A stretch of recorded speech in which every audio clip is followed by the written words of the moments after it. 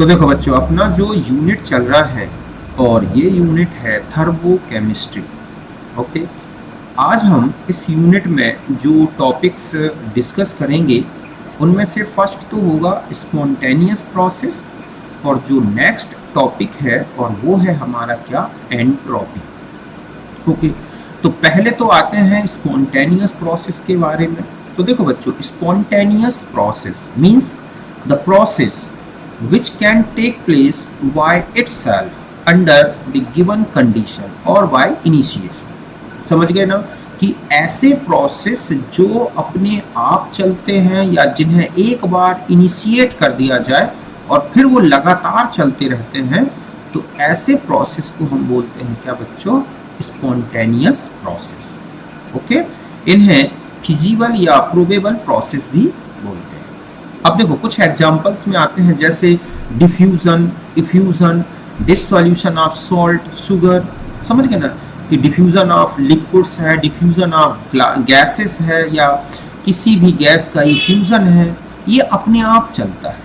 हम दो गैस को रख दें, अपने आप मिक्स हो जाएंगे, दो लिक्विड को मिला दें, अपने आप मिक्स हो जाएंगे, है ना। सोल्ट को वाटर में डिसॉल्व करें तो अपने आप डिसॉल्व हो जाएगा। तो ये सब क्या है, स्पॉन्टेनियस प्रोसेस। ठीक इसी तरह से flow of water from hill to down, है ना, flow of heat from high temperature to low temperature, ये अपने आप होगा।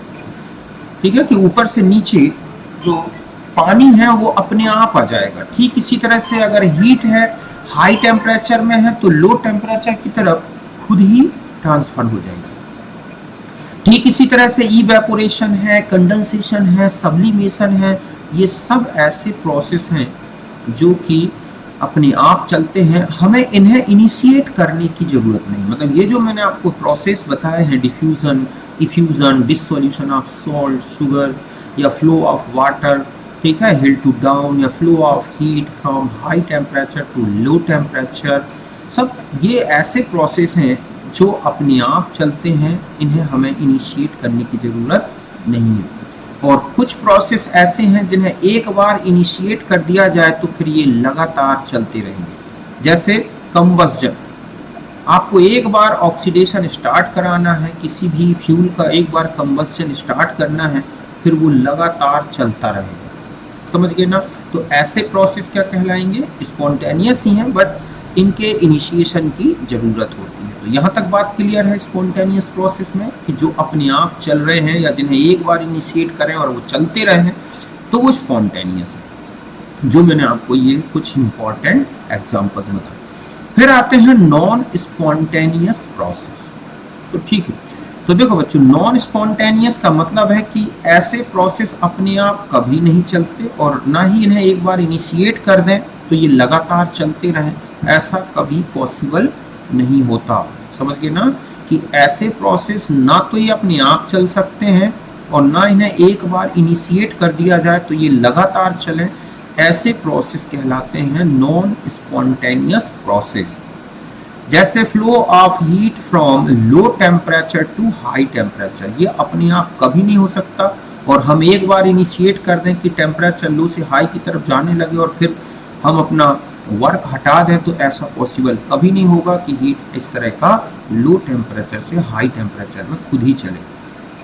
ठीक इसी तरह से इलेक्ट्रोलिसिस प्रोसेस, है ना, कि जब तक इलेक्ट्रिक करंट लगाओगे तब तक इलेक्ट्रोलिसिस होगा, जैसे ही हटाएंगे बंद हो जाएगा। तो इस तरह से, ठीक इसी तरह से effusion from low pressure to high pressure, कि किसी भी गैस का अगर हम इफ्यूजन कहें कि लो प्रेशर से हाई प्रेशर, तो ये नहीं होगा। Flow of water from down to up, कि डाउन से ऊपर की तरफ पानी अपने आप कभी नहीं जा सकता, मोटर लगा के भेजेंगे ऊपर जाएगा, बंद कर दोगे फिर बंद हो जाएगा। तो ऐसे प्रोसेस जब तक इनके साथ वर्क किया जाए तब तक ये चलते हैं, अपने आप ये कभी नहीं चलते, ना ही इनिशिएट करने से कभी चलते। ऐसे प्रोसेस हैं नॉन स्पॉन्टेनियस प्रोसेस। और ऊपर आपने देखे कि ये ऐसे प्रोसेस हैं जो एक बार इनिशिएट हो जाए या ये अपने आप ही नेचर में चलते रहते हैं। ध्यान रखें कि जितने भी जो नेचुरल प्रोसेस है, इरिवर्सिबल,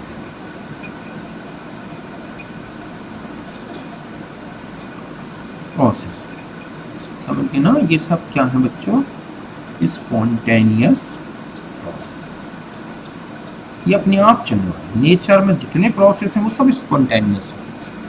तो ये था स्पॉन्टेनियस और नॉन स्पॉन्टेनियस प्रोसेस। फिर आता है ड्राइविंग फोर्सेस ऑफ स्पॉन्टिनिटी, कि किसी भी प्रोसेस में जो स्पॉन्टेनियस प्रोसेस चल रहा है या जो भी स्पॉन्टेनियस प्रोसेस है उसकी स्पॉन्टिनिटी के लिए कौन कौन से फोर्सेस रिस्पॉन्सिबल है।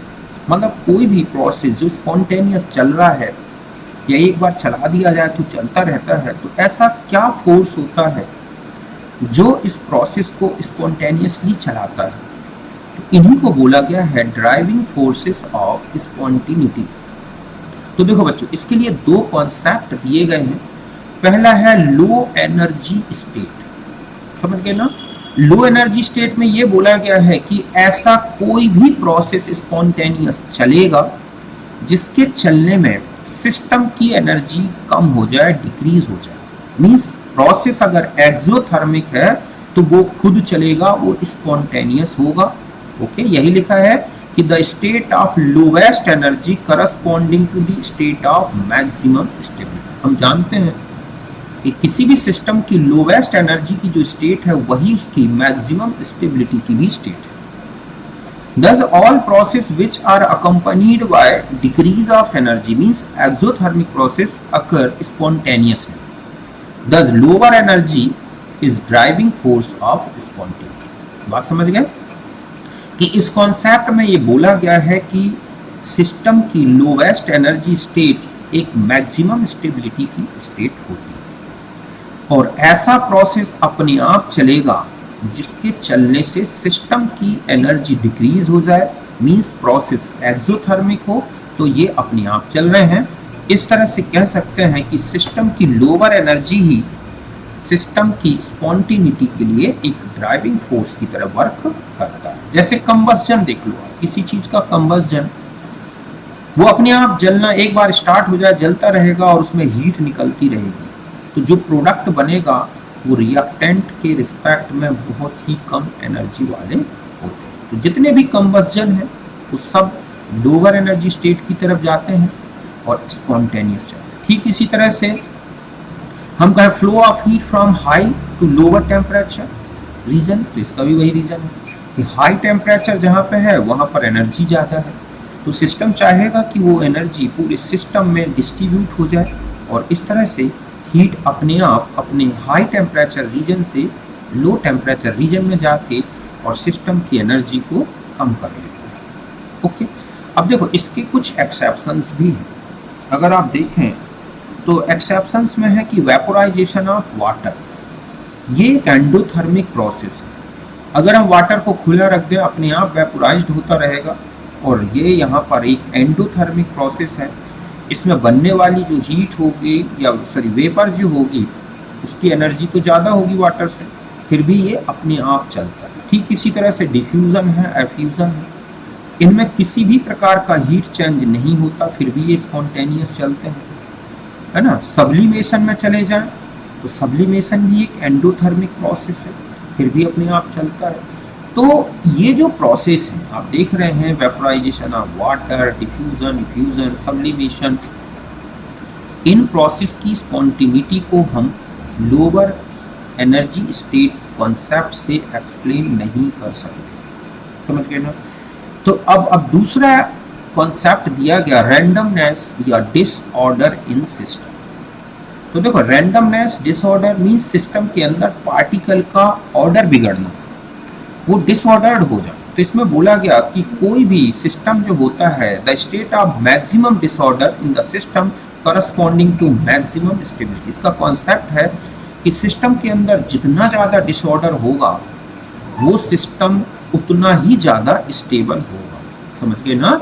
कि सिस्टम के अंदर जो पार्टिकल्स हैं वो जितना ज़्यादा डिसऑर्डर शो करेंगे वो सिस्टम उतना ही ज़्यादा स्टेबल होता जाएगा। तो हम कह सकते हैं कि thus all those process which are accompanied by increase disorder in particles of system occurs spontaneously. समझ गए ना कि ऐसा प्रोसेस अपने आप चलेगा जिसके चलने से सिस्टम के अंदर जो पार्टिकल्स हैं उनमें ज़्यादा से ज़्यादा क्या आ जाए, डिसऑर्डर। तो ऐसा प्रोसेस अपने आप चलेगा। देखें, जैसे एग्जाम्पल में आ जाते हैं डिफ्यूजन ऑफ गैसेस, ये अपने आप चलता है। क्यों?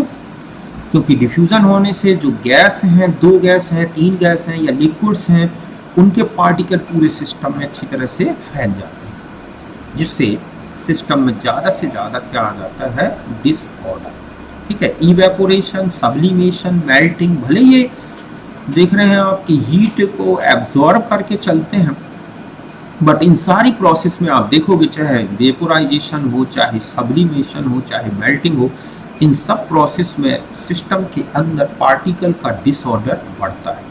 वेपोराइजेशन, सिस्टम सीधा लिक्विड से गैस में जा रहा है, डिसऑर्डर बढ़ रहा है।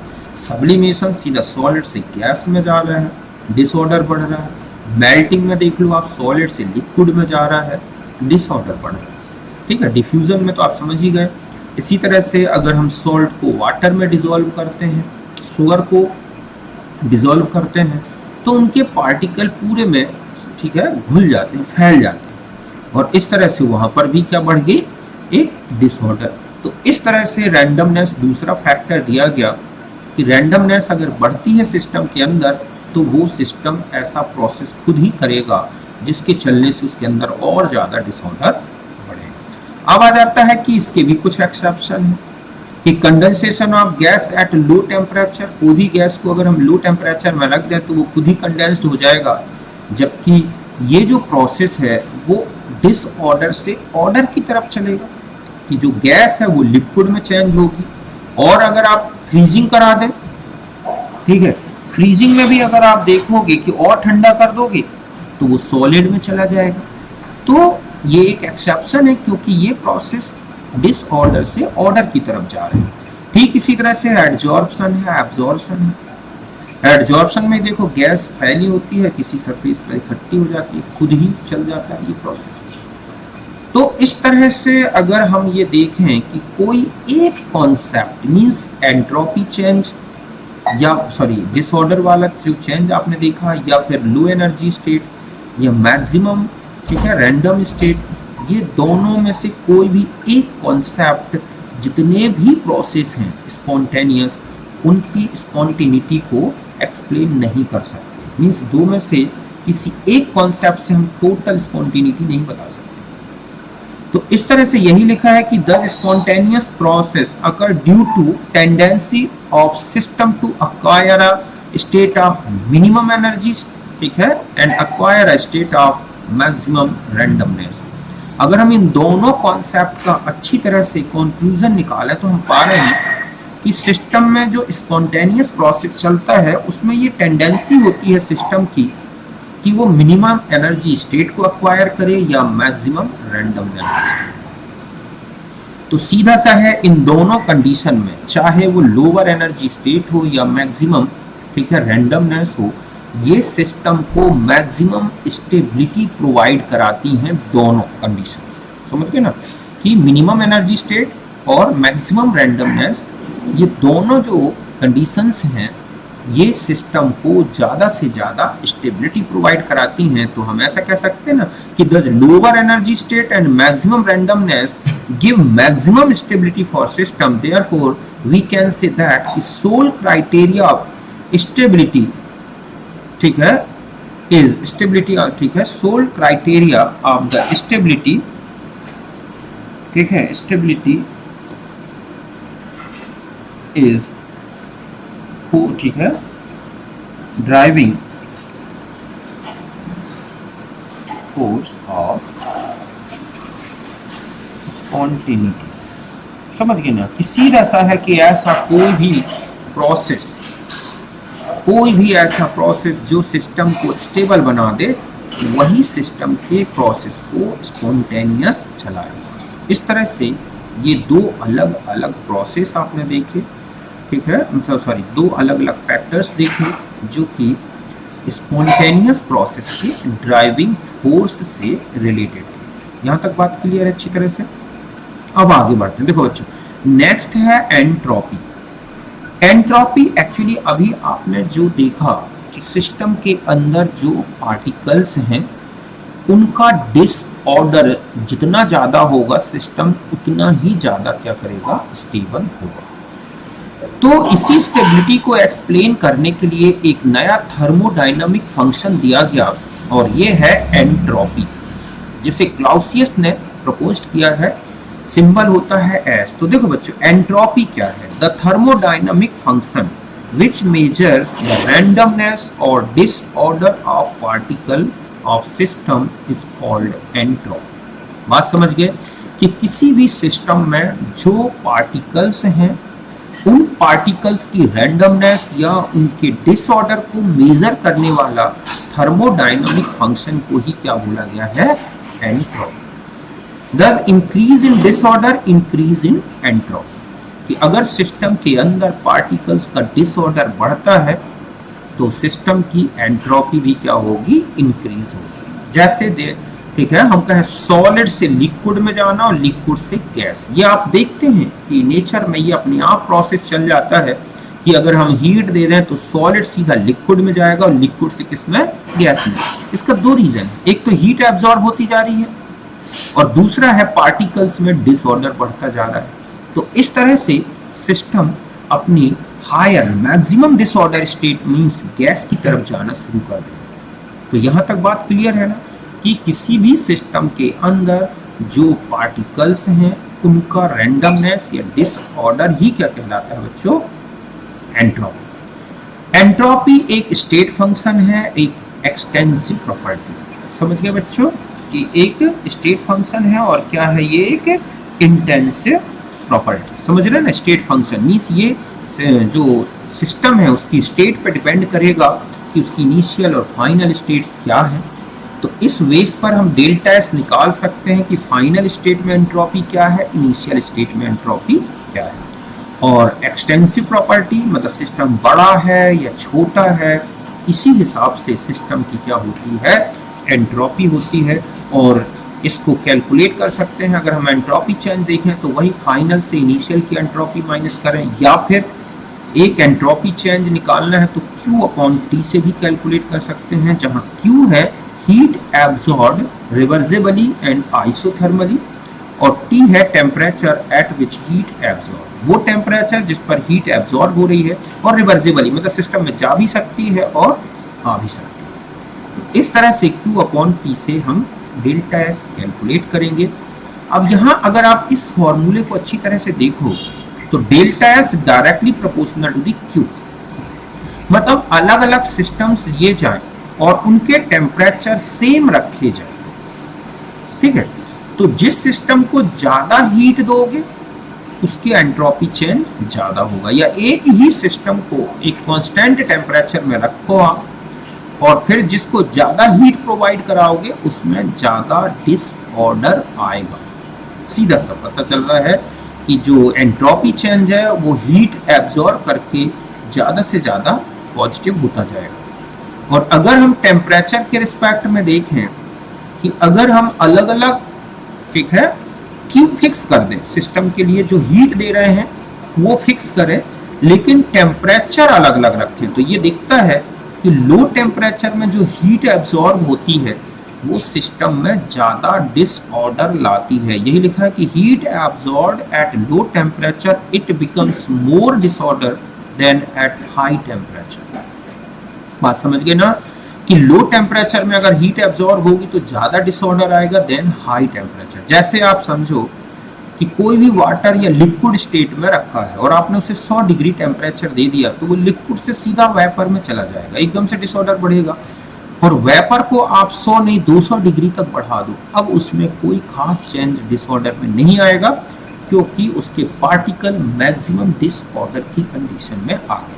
तो ये दो पॉइंट अच्छे से याद रखने हैं कि टेम्परेचर से ठीक है स्टेबल रख के फिक्स कांस्टेंट रख दिया जाए और सिस्टम को हीट दोगे और सिस्टम के टेम्परेचर को आप ना बढ़ने दें तो सीधा सा है हीट जो होगी वो सिस्टम के अंदर डिसऑर्डर लाएगी। जैसे आप देखते हैं मेल्टिंग होना, वेपोराइजेशन होना, तो मेल्टिंग में सिस्टम का टेम्परेचर कांस्टेंट हो जाता है और अब आप जो भी हीट देते हो वो केवल सिस्टम की सॉलिड से लिक्विड स्टेट को कन्वर्ट करने में मींस डिसऑर्डर लाने में यूज होती जाती है और टेम्परेचर कांस्टेंट रहता है। ऐसे बॉइलिंग जब आता है तो बॉइलिंग टेम्परेचर 373 पर वाटर को अगर आप हीट देते रहोगे तो वो लिक्विड से केवल वेपर में चेंज होगा और जितनी ज़्यादा हीट देते जाओगे उतना जल्दी जल्दी वेपर बनते जाएगा। बात क्लियर है ना?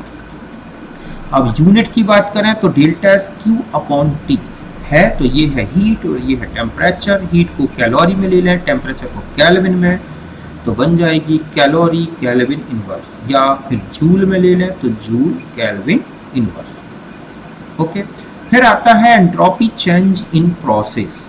तो देखो बच्चों, कोई भी प्रोसेस चलता है जिसका सिस्टम अपने सराउंडिंग के साथ सीधा रिलेशन हो, तो ऐसे प्रोसेस में, मतलब हम ये कहें कि ये है ओपन और क्लोज्ड सिस्टम, ठीक है।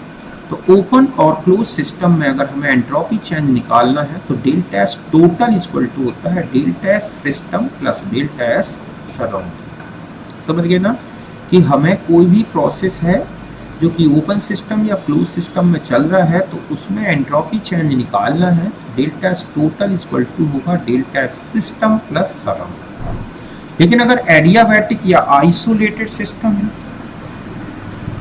ठीक है, तो उसमें डेल्टा एस टोटल केवल सिस्टम के एंट्रोपी चेंज के बराबर होगा, क्योंकि उसका बाहर के एटमॉस्फेयर से कोई रिलेशन नहीं है।